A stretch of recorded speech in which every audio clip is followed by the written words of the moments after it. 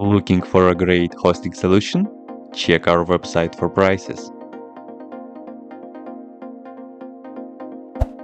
Franz package is not available on Ubuntu-based repositories, so you can install it via downloading the dpkg from GitHub, as follow.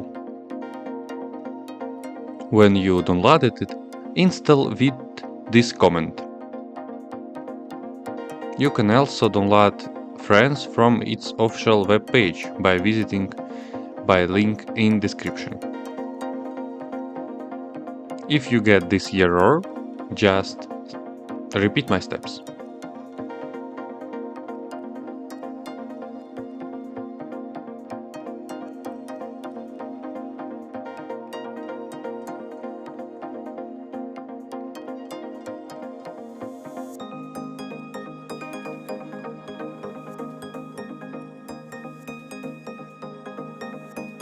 When installation is finished, go to your desktop and access Franz by running this app from main page.